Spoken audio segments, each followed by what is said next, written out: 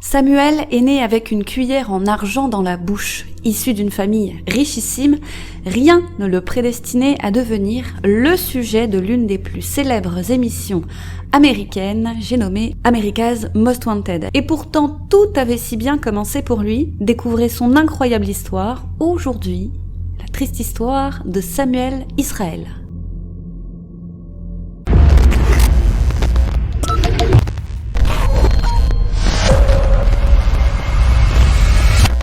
N'hésitez pas à vous abonner à la chaîne et à liker la vidéo.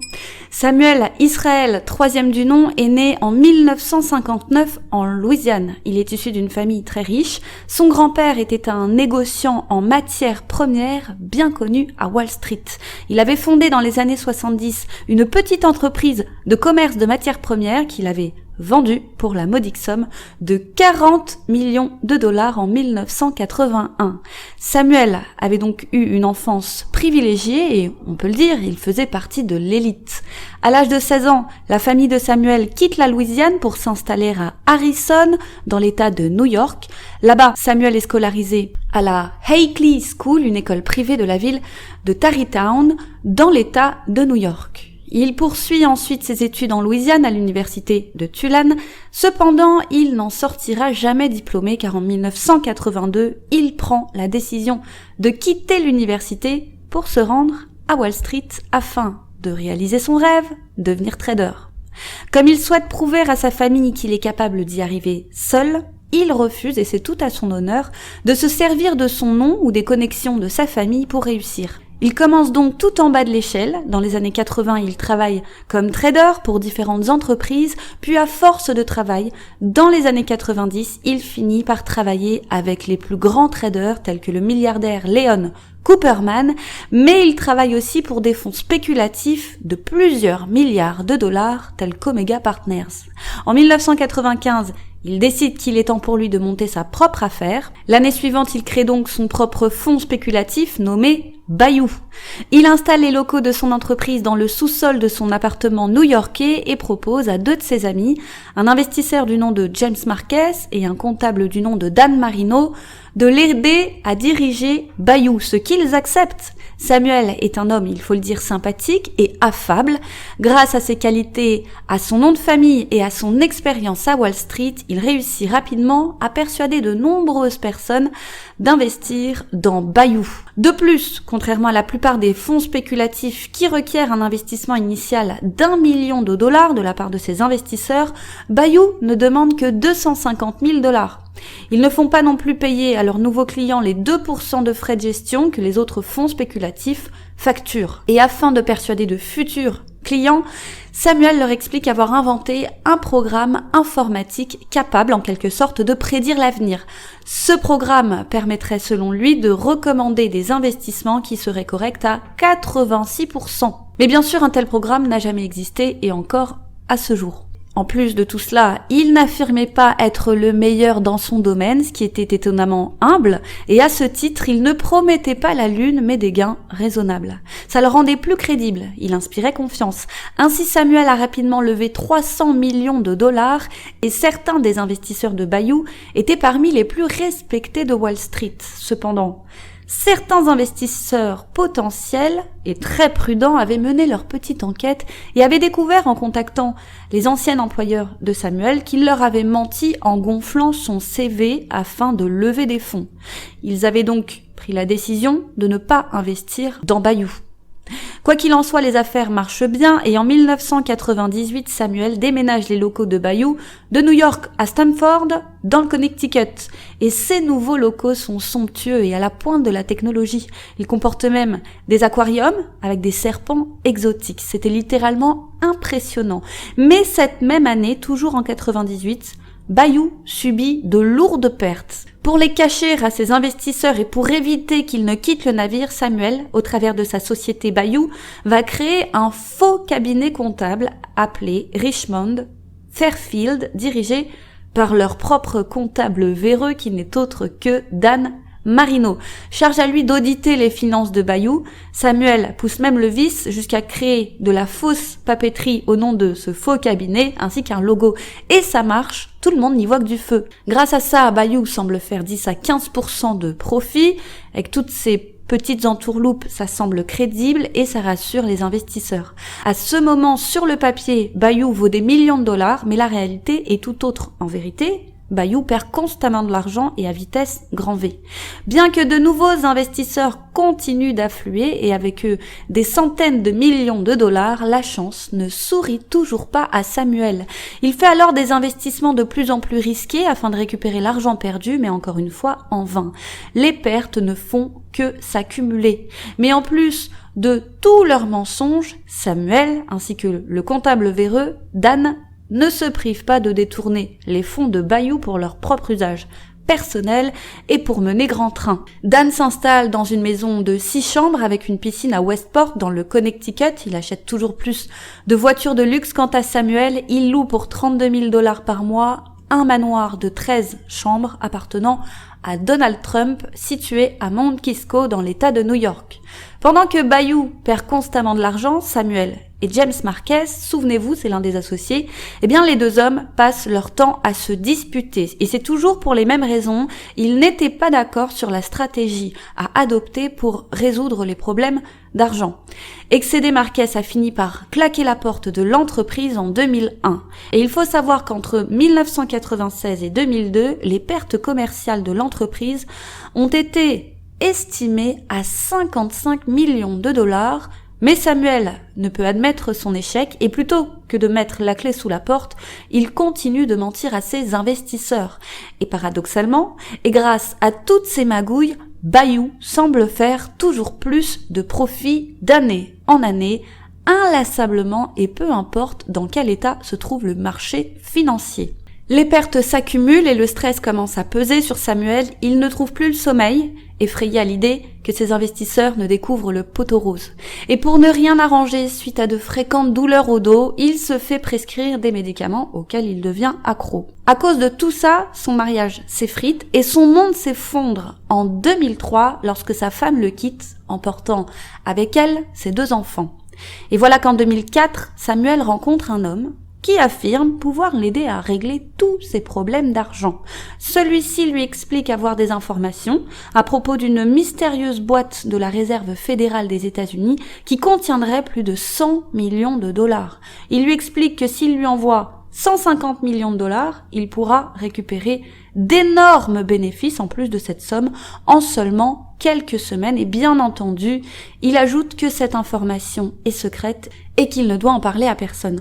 Samuel est convaincu par l'escroc, il lui transfère alors les 150 millions de dollars dans un compte en Angleterre, soit l'intégralité des fonds que possédait Bayou à ce moment-là. Malheureusement pour Samuel, comme je viens de vous le dire, c'est une arnaque puisque cette boîte mystérieuse n'a jamais existé. Mais heureusement pour lui, la somme est si grande que la banque avait refusé la transaction et lui avait aussitôt renvoyé son argent.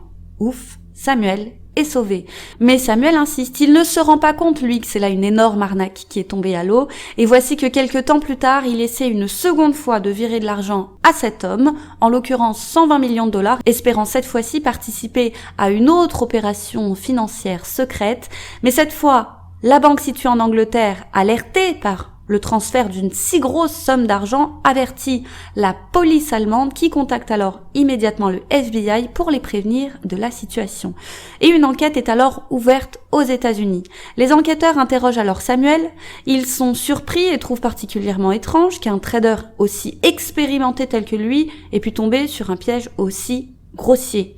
Cependant, les enquêteurs en concluent qu'il est la victime d'une tentative d'escroquerie sans se rendre compte que lui-même est un escroc. Et Samuel passe ainsi miraculeusement et une nouvelle fois entre les mailles du filet. Mais Samuel est un irréductible. Bientôt, lui qui est constamment là à courir derrière de l'argent facile, tombe dans une nouvelle arnaque. Il est approché par un nouvel escroc qui lui promet monts et merveilles. Et en juin 2005, il transfère pas moins de 100 millions de dollars à ce nouvel escroc. L'escroquerie est alors découverte par l'avocat général de l'État d'Arizona qui gèle immédiatement l'argent.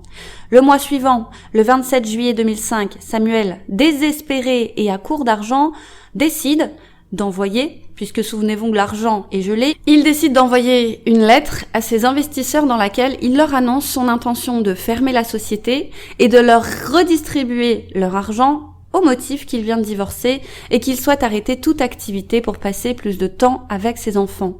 Mais en août, le fonds Silver Creek Capital Management, basé à Seattle, n'ayant toujours pas reçu le chèque qui leur avait été promis, contacte Samuel afin d'obtenir les 53 millions de dollars qui leur étaient dus.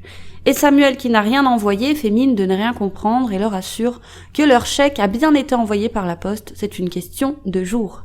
Cependant, le temps passe et aucun investisseur n'a encore reçu l'argent qu'on leur avait promis. Craignant le pire, Silver Creek envoie un représentant à Stanford afin de confronter Samuel. Quand il arrive, il tape à la porte, mais personne ne répond. Il fait alors le tour du bâtiment et trouve la porte arrière ouverte. Il entre. Mais surprise, les locaux sont vides. En fouillant un peu, il découvre sur le bureau de Dan Marino une lettre dans laquelle il avoue la fraude que lui et Samuel ont commis. Dans cette lettre, Dan explique que Samuel était à la tête d'une pyramide de Ponzi et que chaque nouvel investisseur de Bayou ne faisait en fait que payer les investisseurs précédents, permettant ainsi à Samuel de continuer à maintenir son train de vie confortable. Le représentant de Silver Creek appelle alors immédiatement la police qui arrive rapidement sur les lieux. Et en fouillant les lieux, les policiers découvrent dans un casier des lettres de James Marquez, souvenez-vous, le deuxième associé, expliquant son implication dans la fraude. La police se met alors à la recherche de Dan Marino et le retrouve chez lui. Il accepte alors très rapidement de leur révéler toute la vérité et de les aider à capturer Samuel. Après que la supercherie ait été révélée au grand jour et qu'il ait fait la une des journaux, Samuel contacte les autorités par le biais de ses avocats et finit même par se rendre. Au cours de leur enquête, les policiers découvrent les sommes colossales que Bayou avait perdues de 1996 à 2005. Ils découvrent également que Samuel avait caché tout ça à ses investisseurs grâce à ce fameux cabinet comptable Richmond Fairfield Associates qui appartenait en réalité à Dan Marino. À ce moment de l'enquête, les enquêteurs ne peuvent que constater qu'il ne reste que 43 millions de dollars à Bayou, en plus des 100 millions de dollars gelés par l'avocat général de l'Arizona. Plus accablant encore, les officiers se rendent compte qu'en juillet 2004, Samuel avait vidé 5 des comptes bancaires de son entreprise et ainsi retiré 161 millions de dollars en l'espace de 6 jours qu'il avait ensuite cachés sur différents comptes bancaires situés dans différents pays. La Commodity Futures Trading Commission, qui est une agence fédérale indépendante américaine chargée de la régulation des bourses de commerce, porte plainte contre Bayou, Samuel ainsi que Dan Marino pour fraude et détournement de fonds. Ce même mois, Samuel et Marino plaident coupables. L'année suivante, Bayou dépose enfin le bilan. Lors de son procès, les avocats de Samuel tentent d'obtenir la clémence du juge en insistant sur le fait que Samuel était devenu accro aux antidouleurs après avoir subi pas moins de 9 opérations du dos. Ils ajoutent également qu'on venait tout juste de lui poser un pacemaker. Mais la cour n'est pas émue et le 14 avril 2008, Dan Marino et lui sont tous les deux condamnés à 20 ans de prison et condamnés à payer 300 millions de dollars aux investisseurs qu'ils avaient dupés. Marquez, quant à lui, est condamné à 5 ans de prison car il avait quitté Bayou avant que le plus gros de la fraude ne soit commis. La cour autorise cependant Samuel à rester libre jusqu'à la date de son incarcération afin qu'il puisse mettre ses affaires en ordre avant de rentrer en prison. Mais pour ce faire, sa famille doit payer une caution de 500 000 dollars et en échange, Samuel doit remettre son passeport aux autorités afin qu'il ne puisse pas s'échapper.